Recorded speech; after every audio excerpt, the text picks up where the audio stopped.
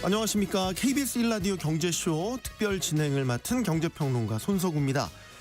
우리 증시는 매일매일 새로운 기록을 써 내려가고 있습니다. 이번 주만 해도 코스피가 5,000포인트를 돌파하자 동생격인 코스닥이 나라고 뒤질 소냐 1,000포인트를 넘어버렸습니다. 코스닥이 코스피에게 바통을 넘겨받아서 상승세에 본격적인 시동을 건 모양새죠. 자, 그러면 코스닥은 어디까지 올라갈 수 있을까? 이 질문을 하실 것 같습니다. 코스닥이 1300을 넘어서 1500까지도 올라갈 것이란 전망이 나오고요. 궁극적으로는 3000 스닥, 이른바 코스닥 3000 시대라는 청사진도 내걸었습니다.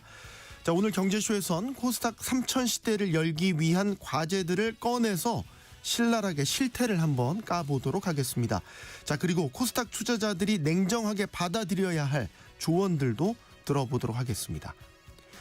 돈의 가치가 하락하는 시대라고 하죠. 물가는 오르는 가운데 생활비 아껴서 예금만 해서는 자산 양극화가 심해질 뿐이라는 건데요. 영국의 투자가이자 유명 팟캐스트 운영자가 불안정한 자산 시장에서 일반인들이 살아남을 수 있도록 돈의 속성과 가치에 대해서 쉽게 풀어쓴 책 함께 읽어보도록 하겠습니다. 이 시간 유튜브로도 함께 하겠습니다.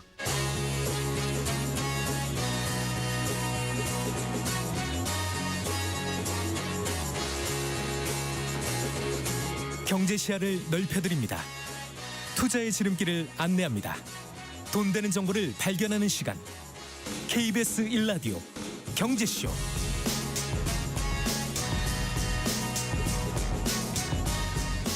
네, 오늘 주식시장에서 코스닥이요. 굉장히 장중에 흔들거렸습니다. 상승했다 하락했다, 상승했다 하락했다. 하지만 4년 만에 1000스닥 시대를 열었기 때문에 여기에 대한 기대감이 상당히 크죠. 특히 정부의 이 코스닥 활성화 정책 기대감, 여기에다가 바이오 2차 전지주까지의 강세가 이어지면서 지수를 밀어 올리고 있는 상황인데, 자, 이런 코스닥의 상승세가 어디까지 갈지, 그리고 계속 올라가기 위한, 지속되기 위한 정책적 과제 무엇인지 하나씩 짚어보도록 하겠습니다. 오늘 디멘전 투자자문 송재경 투자부문 대표 스튜디오에 모셨습니다. 안녕하세요. 안녕하세요. 네. 오늘 시장을 먼저 좀 짚어봐야 될 것 같아요. 일단은 코스피가 그래도 결국 오름세로 마무리를 지었습니다. 관심이 가는 건 역시 반도체 투톱, 삼성전자와 SK하이닉스였습니다. 오늘도 일단 강한 모습은 보였어요. 네, 말씀 주신 대로 지금 미국이 실적 시즌이죠. 그래서 계속적으로 지금 테크 관련된 주요 종목들의 실적이 발표가 되고 있는데, 네. 거기서 확인된 것 첫 번째는 작년에 이어서 올해도 AI 투자는 매우 공격적으로 지속된다. 이게 첫 번째고요. 두 번째로는 그러다 보니까 매물이 없어서 못 판다.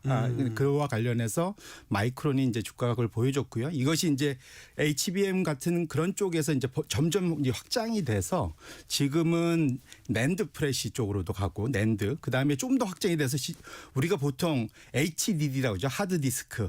거기까지도 지금 확장이 되고 있는 그런 상태입니다. 그래서 결국은 AI 데이터 센터 투자가 작년 대비 메타나 마이크로소프트가 거의 2배 가까이 올해도 늘려서 투자를 하기 때문에 적어도 메모리와 관련된, 또 그와 관련된 그 이후에 연결이 돼야 되는 밸류체인들의 소위 매출 증가는 의심의 여지가 없다. 그런 네. 측면에서 놓고 보면 투자하는 쪽은 지금 주가가 흔들리고 있지만 그 투자로부터 매출을 익히는 쪽들은 여전히 올해 고공행진, 적어도 실적에 있어서는 고공행진이 계속될 것이다라는 기대감이 오늘 주가의 강세하고도 연결이 됐다, 이렇게 보시면 될 것 같습니다. 네. 지금 우리 시장, 잘 나가던 시장이 하나 변수가 터졌잖아요. 일단 트럼프 대통령이 갑자기 관세를 또 다시 올리겠다라고 했고, 지금 우리 김정관 산업통상부 장관이 지금 미국으로 급파가 돼서 러트닝 미국 상무부 장관을 만났는데 결론 못 내고 나왔어요. 내일 아침에 다시 또 만난대요. 그러니까 좀 불안한 상황이 지금 만들어졌잖아요. 맞습니다. 이게 혹시 변수가 되지 않을까라는 걱정을 하게 됩니다. 네. 정말로 트럼프의 마음은 갈대와 같은 것 같습니다. 네. 정말로 갑자기 왜 그랬는지 사실은 그 이유를 아직도 정확히는 아무도 알 수 없는 거지 않습니까? 왜냐하면 그것이 내부적으로 조율된 발언은 분명 아니었다는 것은 확인이 된 거고 나중에 사실은 백악관이나 그 스태프들이 좀 나중에 껴맞추기 식으로 지금 논리 전개가 좀 되고 있는 것 같아요. 그런데 대략적으로 추정컨대 한 두 가지인 것 같습니다. 첫 번째로는 현재 속도대로 가면은 중간 선거 지금 트럼프 입장에서는 가장 아쉬운 것이 떨어진 역대 최저급 지지율을 끌어올릴 무언가가 손에 쥐어져야 되는데 현재 작년 말까지만 해도 사실은 우리나라하고 그 관세 협정 맺었을 때는 상당히 만족스러웠는데 지금 좀 마음이 좀 급해진 것 같다. 그러다 보니까 조금 무리수를 둬서 빨리 좀 내놔라라는 것이 첫 번째인 것 같고요. 그건 원래 그 소위 그 계획에는 없었던 거죠. 그러니까 이건 트럼프의 마음이 조금은 조급해진 게 첫 번째인 것 같고 두 번째가 또 지난주에 가장 이번 주 지난주에 같이 있었던 일들이 뭐였냐면 캐나다하고의 그러한 문제입니다. 51번째 주를 만들고 싶어 하잖아요. 네. 트럼프는 진심인 것 같습니다. 그러면 캐나다가 경제적으로 잘 살면 안 돼요. 그런데 캐나다의 자동차 산업 쪽에서 미국 공장들을 쫙 빼내고 있는 상황인데 상대적으로 지금 중국하고의 전기차 관세 다시 한 5% 6%대로 되돌려서 중국과 사이가 좋아지는 것 같고 두 번째로는 잠수함 수주를 미끼로 우리나라 현대차한테 자동차 공장 좀 캐나다에 좀 지어줘. 이거 지금 요구하고 있잖아요. 네. 그 얘기는 미국 공장 빠져나가는 것을 독일이든 한국이든 자동차 산업들이 들어와서 메꿔준다면 캐나다를 좀 궁지로 몰아넣고자 하는 트럼프 대통령의 전략이 상당히 먹히기 어려워진다. 이 두 가지가 트럼프를 상당히 좀 뭐랄까요. 좀 곤란하게 만들었다.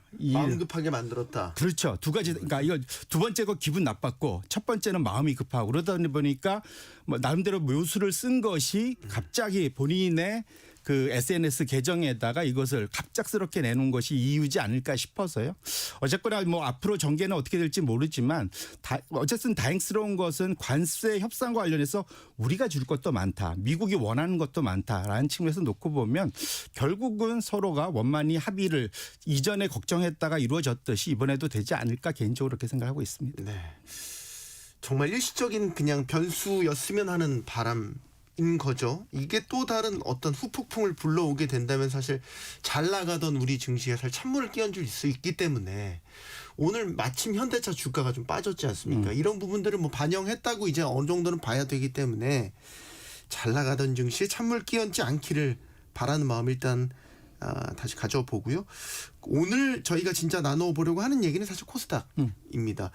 사실 이번 주 우리 증시의 주인공은 코스닥이었죠. 코스피가 아니었죠.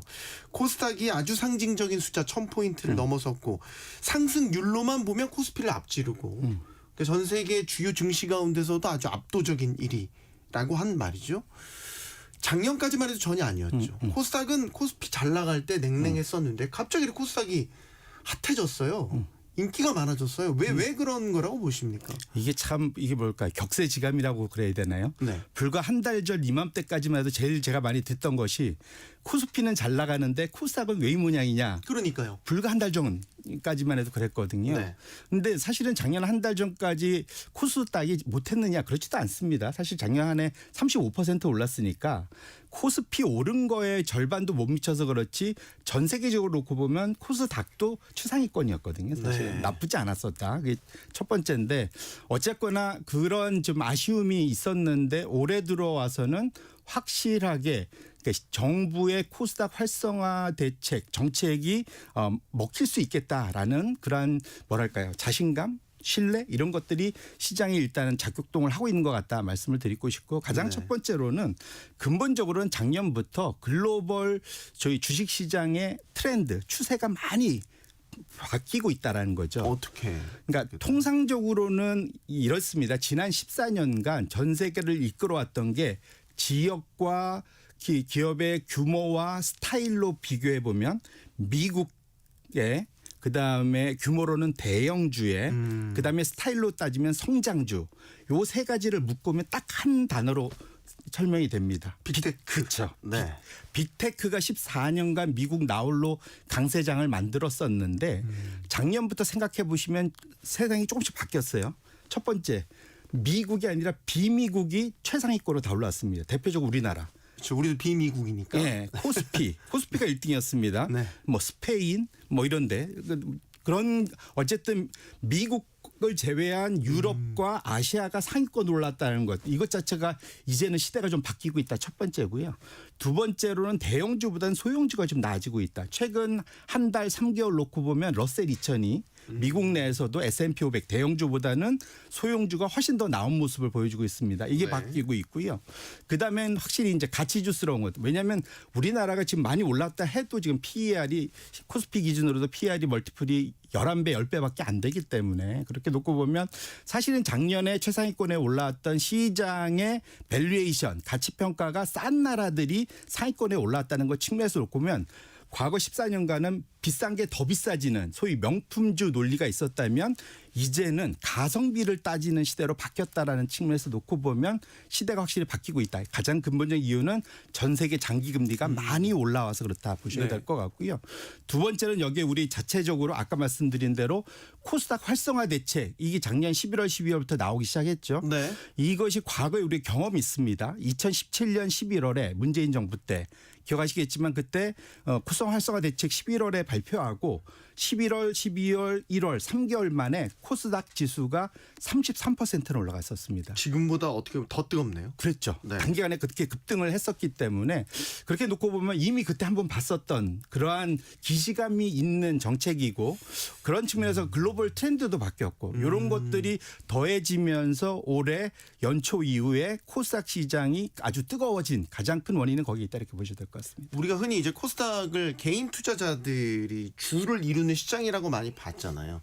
근데 최근에 이제 코스닥 주식을 누가 많이 사나 이런 걸 봤더니 이제 개인도 개인이지만 기관 자금이 많이 들어왔. 이 차이가 이전과는 좀 다른 양상 아닌가 싶은데요. 네, 근데 이 무늬만 기관인 것 같긴 합니다. 아직까지는. 어떤 뜻이에요? 무늬만 기관이나? 왜냐하면 기관으로 잡힌데 기관에는 뭐 연기금, 운용사 막 이렇게 쭉 있는데 네. 금융투자로가 많이 잡힌다는 금융 거죠. 투자는 좀 단기성 자금이라고 봐야 되나요? ETF가 다 그걸로 잡힙니다.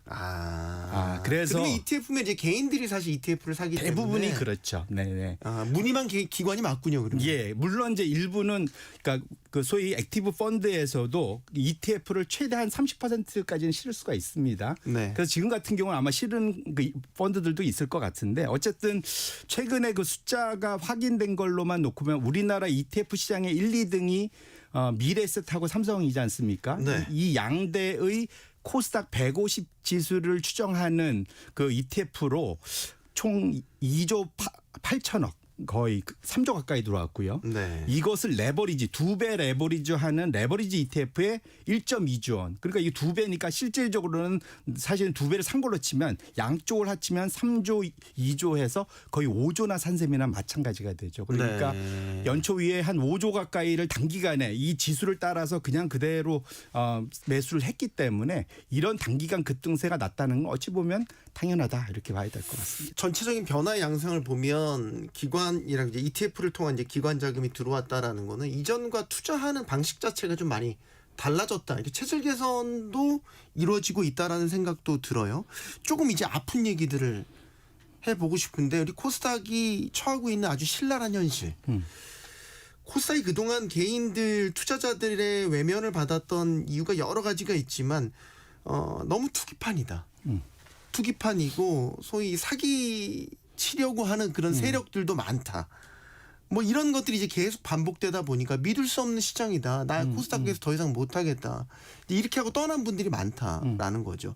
지금 오랜만에 다시 한번 코스닥이 상승장이 찾아왔는데 어떻게 보세요? 이게 이제 아직 바뀐 건 없잖아요. 이제 제도적으로 바꾸겠다라고 지금 준비들을 하고 있는 거죠.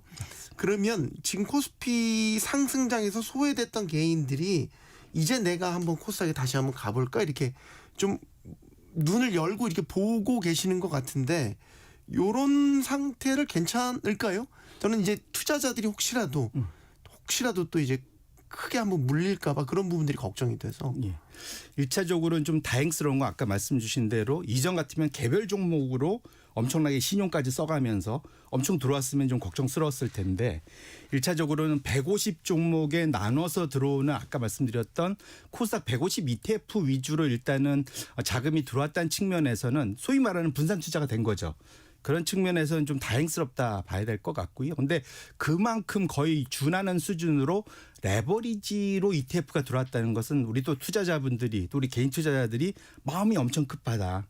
사실 레버리지 ETF가 신용을 안 썼을 뿐이지 수익률은 사실은 뭐 2배를 그러니까 양날의 검 같잖아요. 네, 그렇죠. 올라갈 때는 좋은데 빠질 때는 또 그만큼 더 심하게 빠지고 또 그거의 성격상 매일매일을 쫓아가기 때문에 복리의 힘이 안 나타납니다. 그래서 장기 투자한다고 2배가 그대로 다 나타나지 않습니다. 그래서 그렇게 놓고 본다면 빠질 때는 항상 더 빠지고 오를 때 사실 좀 덜 오릅니다. 중간에 변동이 있는 구간에는. 그래서 레버리지 투자로 그만큼 또 많이 들어오시는 건 또 우리 화끈한 거 좋아하셔서 그렇긴 하겠지만 네. 상당히 변동성에 많이 노출되어 있다라는 측면에서는 우리 투자자분들이 뭐 근데 우리뿐만 아니라 이건 전 세계적인 현상이긴 해요. 미국도 마찬가지고. 근데 이제 개인들이 결국에는 당한다. 나는 거죠. 그래서 적어도 이제 코스닥 150 종목들은 그나마 이제 덜 당할 종목들이 있고 그나마도 좀 분산돼 있으니까 이전보다는 낫지 않을까 개인적으로 생각을 해보고요. 이따가 네. 뭐 얘기하겠지만 정부의 정책이 그 안에서 소위 쭉쟁이들을 좀 많이 걸러내주기만 한다면 네. 사실은 그러면 그 위험을 그래도 조금 최소화할 수 있지 않을까 개인적으로 기대를 해보고 있습니다. 이제 코스닥이 아주 뭐라 해야 될까 단기 자금 위주가 아니라 중장기로 투자하는 그런 자금들도 좀 많이 들어와야 지수가 변동성을 좀 줄이면서 안정적으로 운영이 된다라는 그 핵심 키포인트가 이제 기관 맞습니다. 그중에 연기금 자금 같은 것들이 좀 들어와야 되는데 이재명 정부에서 이제 그런 부분들을 좀 바꿔보려고 하고 있죠. 예를 들면 연기금들이 들어올 수 있게 예를 들면 투자 운용 기준 같은 걸 좀 바꿔보려고 하고 있죠. 이런 부분은 어떻게 진행되고 있나요?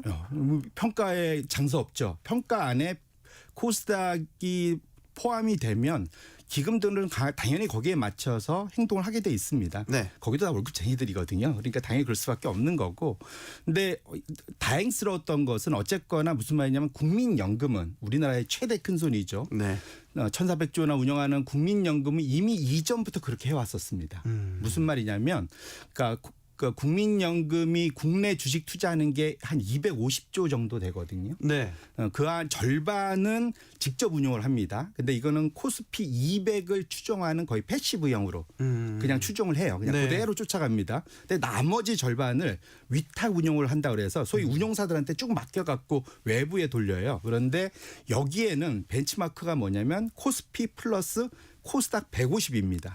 이게 원래 코스닥 150이 들어가 있어요. 그러니까 국민연금 자금을 받아서 투자하던 운용사들은 사실은 어쨌든 코스닥에도 노출은 될 수 있었는데 다만 그 종목들을 많이 가져가진 않았죠. 왜냐하면 코스피 안에 있는 것이 훨씬 더 안전하니까. 네. 그런데 작년 11월 말에 국민연금도 중소형주 펀드를 4, 5년 만에 처음으로 저희 자금 집행을 하려고 운용사를 새롭게 선정을 했어요. 그래서 네. 그것이 이제 1월부터 돌아갈 수 있기 때문에 그렇게 놓고 본다면 국민연금의 그런 흐름에 맞춰서 나머지 기금들은 국민연금을 또 항상 배치마크하고 쫓아가거든요. 그래서 그렇게 간다면 코스닥 150 정도에서는 상당히 기관 자금이 안정적으로 들어올 수 있는 기반은 충분히 만들어졌다 이렇게 볼 수 있을 것 같습니다. 네. 이제 연기금 특히 이제 국민연금은 우리 국민들 노후 자산이기 때문에 비중을 늘려서 이제 코스닥을 활성화시킨다 좋기는 한데 혹시나 우리 국민들의 노후 자금에 이게 문제가 생기는 건 아니냐 이제 걱정하시는 분들도 분명히 있어요. 그러니까 어느 정도 이 시장이 체질 개선 후에 투입하는 게 맞지 않나 이런 의견도 있거든요. 예. 근데 그 안에 주식 거꾸로 주가가 너무 먼저 올라가 버리면 그러면 나중에 사실은 다 올라간 다음에 들어가면 또 그것도 문제겠죠, 사실은.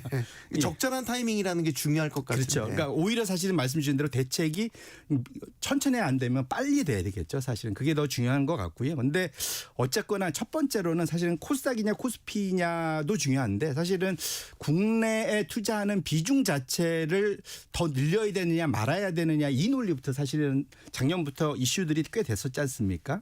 그러니까 글로벌 투자기 때문에 국내를 너무 많이 늘렸다가 나중에 소위 안에서 소위 그 우물 안에 큰 고래 아니야? 뭐 이런 연못 안에 큰 고래 뭐 이런 논리들이 있긴 있었는데 어쨌거나 확실한 것은 다행스럽게 이 글로벌 그 트렌드 아까 추세가 바뀐다고 말씀드렸잖아요. 네. 그러니까 우리나라 국민연금을 포함해서 전 세계 연기금들이 다 미국에 집중돼 있습니다. 지금 모든 자금이. 네. 그럴 수밖에 없는 게 미국이 제일 잘 나갔으니까.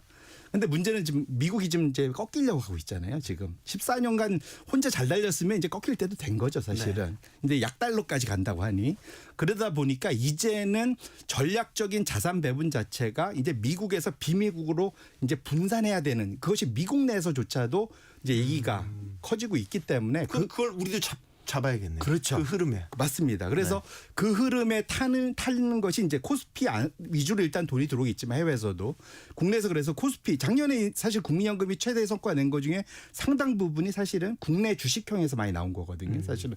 그러니까 이 흐름 자체가 국내 연기금들이 상당히 좋은 포지션에서 국내 비중을 늘릴 수 있게 되어 있다. 그래서 이거는 저는 상당히 긍정적이다라고 보고 있고요. 코스닥 150 쪽은 말씀 주신 대로 너무 좀 뭐랄까 업종에 이런 것이 조금은 한쪽에 너무 쏠려 있는 건 분명 맞습니다. 왜냐하면 바이오, 2차 전지, 반도체 소부장, 그다음에 게임 뭐 요 정도로 거의 그냥 꽉 차 있기 때문에 네. 소위 이제 변동성이 좀 클 수밖에 없어요. 그래서 오히려 기관 자금들이 이것을 옥석가리기를 좀 해줘야 될 필요가 있어서 그런 측면에서는 코스닥 150에 기관 자금들이 들어와서 그런 것들을 좀 골라준다면 기관의 역할이 또 그런 거잖아요. 그래서 그런 것들이 오히려 코스닥 150에 소위 자정작용을 일으킬 수 있는 정부가 하는 것도 있지만 그런 자정작용은 오히려 이제 기관들이 자금들이 들어와서 해줘야 될 몫이다 이렇게 말씀드립니다. 미국을 보면은 이제 3대 지수의 역할이 다 이제 나눠져 있잖아요. 맞습니다. 다우 지수는 이제 말 그대로 아주 블루칩 아주 그 우량 종목들 위주로 만들어져 있고 상대적으로 나스닥은 조금 이제 기술주, 성장주, 소위 말해 꿈을 먹고 사는 기업들이 이제 있는. 근데 이제 지금 보면 나스닥은 세계가 주목하는 시장이 됐죠. 원래 우리도 코스닥 만들 때 나스닥을 벤치마킹해서 만들었잖아요. 맞습니다. 지금 우리의 코스닥 시장은 그 역할을 하고 있다고 보십니까? 절대 아니죠. 절대 아닙니까? 네네. 절대라는 말을 붙일 정도입니까? 왜냐하면 이게 태생 자체가 미국은 나스닥 그다음에 그러니까 뉴욕 스탁 익스체인지 네. 그러니까 그 뉴욕 증권 거래소가 있고 나스닥이랑 네. 이 두 군데가 사실은 동등한 위치에서 경쟁을 하는 관계거든요.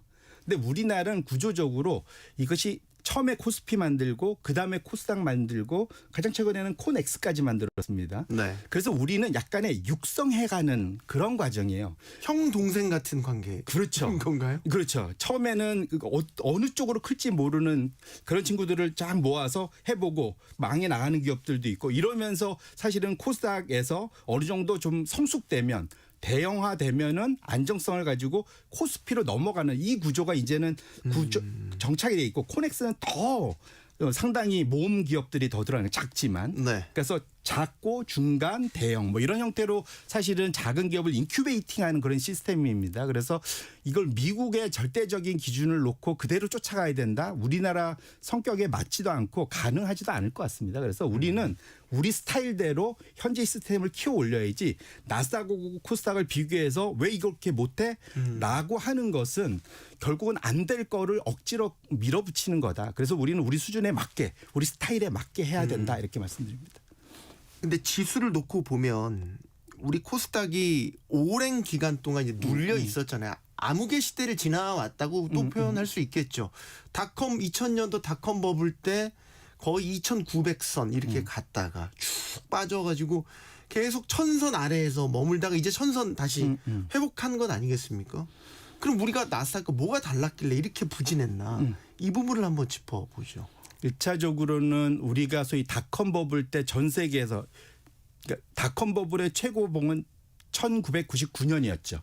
그 해가 가장 많은 상승을 이끌어왔는데 네. 그 전에 기억해 보시면 우리나라는 97년, 98년에 IMF 사태가 있었습니다. 네. 국가부도 사태가 있으면서 주가가 상당폭 많이 빠졌었고요. 특히 코스닥은 98년에 거의 반토막 가까이 났다가 마이너스 20%로 끝났거든요. 그걸 기준으로 98년도에 나스닥은 이미 40% 오르고 끝났습니다. 근데 99년에 가서 우리는 그것을 딛고 오히려 그 닷컴 버블에 합류하면서 한 해 동안 99년에 코스닥이 240%나 올랐거든요. 그러니까 거의 3배, 3.4배가 오른 겁니다. 반면에 나스닥은 2배가 채 못되게 올랐고요. 그래서 결론적으로는 당시에 99년도에는 코스닥이 전 세계가 1등인 수준이었기 때문에 거꾸로 말하면 그러니까 닷컴 버블의 최고봉은 미국이 아니라 한국이었다. 그것도 코스닥이었다. 이렇게 보셔야 돼요. 그래서 그 버블이 꺼지고 나니까 그 피해가 엄청났다 보셔야 될 것 같고 그것을 회복하는데 어마어마한 시간이 걸렸다. 그리고 그 안에 그 사실 이제 거의 다 죽어가는 좀비 기업들을 그냥 내버려두는 뭐 여러 가지 이유를 갖고 이러다 보니까 그 지수 자체가 상승하기 참 어려운 환경이 상당 기간 지속된 것만은 분명하다. 이렇게 말씀드립니다. 네. 네, 여러분은 지금 KBS 1라디오 경제쇼와 함께 하고 계십니다. 저는 진행을 맡고 있는 손석우 경제평론가입니다.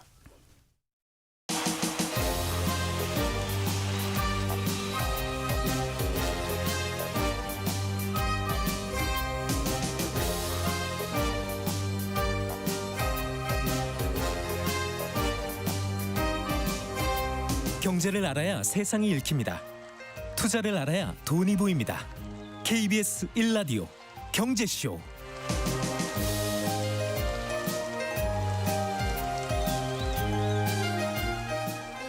네, 송재경 디멘전 투자자문 투자부문 대표와 함께 이야기 나누고 있습니다.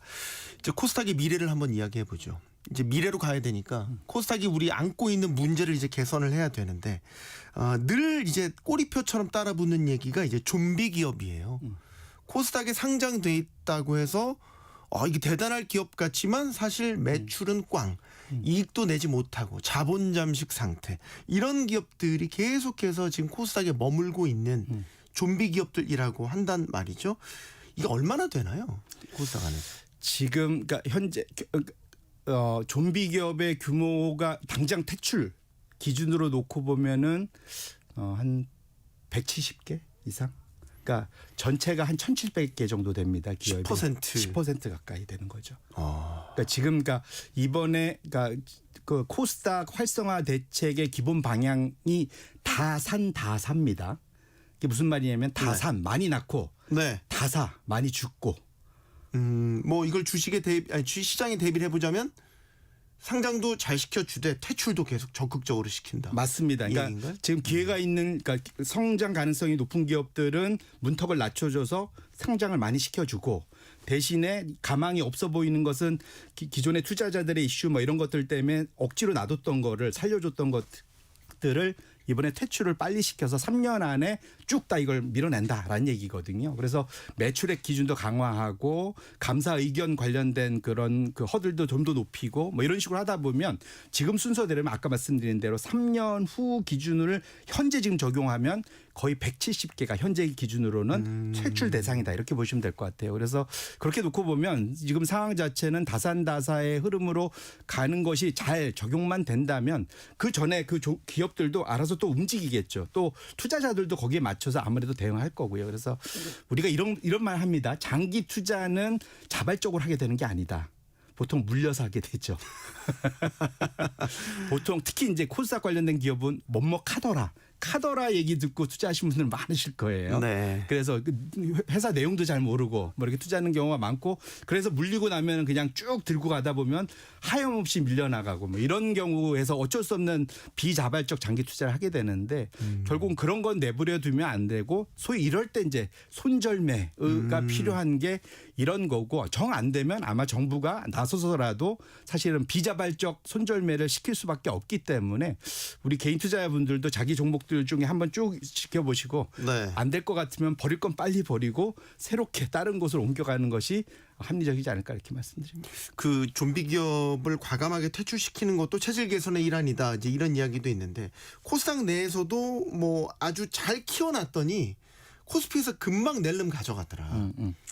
잘 키워놓으면 가져가고 잘 키워놓으면 가져가고 이제 이런 식의 이제 패턴이 반복되는 것도 코스닥 투자 못하겠다라고 투자자들이 실질적으로 볼멘 소리를 하시는 이유 중에 하나예요. 네.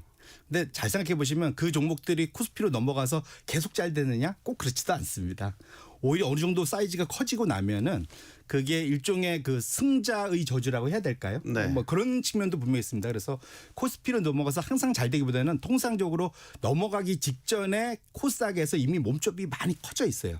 수익률이 많이 커진 다음에 넘어가기 때문에 정작 넘어가서는 뭐 일정 부분 초기에는 좀 괜찮을 수 있을지어도 네. 그 이후로는 또 한동안 또 쉬어가는 경향도 꽤 있습니다. 근데 사실은. 미국을 보면은 월마트가 원래 다우 지수에 있다가 본인이 이제 기술주로 다시 태어나겠다고 해서 과감하게 나스닥으로 이전에 그러니까 우리로 따지면 코스피에 있다가 코스닥으로 간 셈이잖아요. 그러니까 굉장히 시장에 대한 어떤 매력도나 가치를 다르게 평가하는 것 같아요. 그러니까 본인이 거기는 이제 AI 기업으로 사실은 지금 거듭난다고 본인 스스로 얘기하고 있기 때문에 그런 우리 같으면 측면이 이제 상상도 못할 일이라서 제가 요걸 한번 네네네. 질문을 드려봤어요. 예. 그런데 우리나라는 어쨌든 아까 말씀드린 대로 미국하고는 상황이 달라서 미국은 그러니까 사실은 다우에 있었지만 S&P 500이나 뭐 이런 데 있는 거죠. 근데 어쨌거나 그러니까 정확히는 다우에 있다기 표현하기보다는 뉴욕 거래소에 있다가 나스닥 거래소로 옮겨간 거죠, 사실은. 네, 그렇죠. 그러니까 뉴욕 거래소에 있다가. 네, 예. 그래서 이거는 그러니까 페이버를 그러니까 훨씬 더 나스닥이 우리 잘해줄게 이런 것도 분명 있는 거거든요. 그러니까 우리 코스닥에 잘 키워놓은 상장사가 코스피로 간다고 할 때 가지 마. 붙잡을 이유가 있어야 될 거 아니에요. 그러니까 저는 굳이 그럴 필요는 없다 이거 보는 거죠. 그러니까 오히려 코스피로 넘어갈 정도로 커질 수 있는 기업에 투자를 해서 코스닥에서 충분히 수익을 내고 그 다음에 미련 없이 보내고 우리는 또 코스닥에서 새로운 종목을 찾아서 올려보내는 것이 훨씬 더 효과가 있다. 결론적으로는. 그렇게 송 대표님이 제가 1군, 2군 네네, 체제로 우리 현실에 맞게 운영하는 게 맞을 것 같다. 그리고 실제로는 모든 종목은 안 그렇지만 상당 종목들이 코스피로 넘어가기 전 몇 개월이 성과가 제일 좋습니다. 사실은. 그렇게 놓고 본다면 오히려 그것을 너무 안타까워할 필요는 없고 결국은 그 상황에 맞는 그런 투자가 훨씬 더 현실적이 아닐까 이렇게 말씀드립니다. 코스피도 이제 5천 선 고지를 이제 올라섰지만 코스닥도 계속 좀 많이 올라서 네 많이들 돈 버셨으면 좋겠어요. 근데 이제 냉정하게 바라봐야 되잖아요. 코스닥 지금 막 오를 것 같다고 해서 또 막 뒤늦게 여기저기 뛰어들었다가 혹시라도 고점에 물리면 어떡하나 걱정도 되고 현실적인 투자 조언 좀 해주세요. 코스닥 나도 한번 해볼까 생각하시는 분들에게. 1차적으로 말씀드리고 싶은 것은 개별 종목을 특히 본인이 정말로 공부 열심히 하셔서 아는 종목이면 개별 종목을 열심히 집중 투자하셔도 되는데 그게 아니면 지금 하시듯이 코스닥 150 ETF에 투자하는 것만으로도 충분하다. 말씀드리고 싶고요. 아 지수를 추종하는 상품에 그냥 그러니까 투자를 해라. 코스닥 150에 대부분 기관 자금이 집중될 것이기 때문에 그걸 추종하는 것이 충분하다 말씀드리고 싶고요. 심지어는 레버리지 투자하고 싶으셔갖고 그 관련된 교육 사이트 DB가 다운되는 일까지 벌어질 정도로 레버리지 투자를 열심히 하신다는데 그 레버리지 투자하실 때는 꼭 아셔야 될 것이 그것이 내가 돈 안 빌리고 크게 돈을 벌 수 있는 방법이라 생각을 하지만 오를 땐 좋지만 빠질 때는 더 큰 손실을 볼 수 있기 때문에 그 양날의 그런 검 같은 성격을 아시면서 투자할 필요가 있겠다. 그래서 레버리지 투자는 굳이 하고 싶으시다면 정말로 초단기적으로 굳이 말하면 일주일 이상을 넘기지만은 그런 식으로 투자를 하셔서 저는 개인적으로 처음으로 코스닥에 만약에 투자를 하고 싶으면 코스닥 150 지수를 굳이 말하면 뭐 매일 조금씩 나눠서 산다든가 뭐 이런 식의 방식으로 투자를 하시는 것이 뭐랄까 변동성도 줄이고 상대적으로 시장을 쫓아갈 수 있는 그러한 투자 방식이지 않을까. 우리 개인들이 할 수 있는 그런 제일 좀 무난한 투자 방식은 이거다 이렇게 말씀드립니다. 사실 지금 어제도 그 같은 말씀을 드렸는데 그러면 이제 이재명 대통령의 포트폴리오를 그대로 따라해야 되겠네요. 이재명 대통령이 제가 보기에는 가장 무난한 투자를 하신 거죠. 코스피 200 ETF, 코스닥 150 ETF에 나눠서 이제 투자를 하셨으니까. 근데 그게 사실은 정석이거든요. 왜냐하면 시장에서 알겠지만 그 보울, 존 보글이 얘기했듯이 지수를 장기간 이기기 어렵다. 오죽하면 워렌 버핏이 자기 그 부인한테는 내가 네. 죽고 나면 그냥 S&P 500 ETF 사라고 그럴 거다라고 얘기한 거하고 궤를 똑같이 한다 이렇게 보시면 될 것 같습니다. 알겠습니다. 오늘 여기까지 듣도록 하겠습니다. 송재경 디멘전 투자자문 투자부문 대표와 함께 이야기 나눠봤습니다. 고맙습니다. 네, 고맙습니다.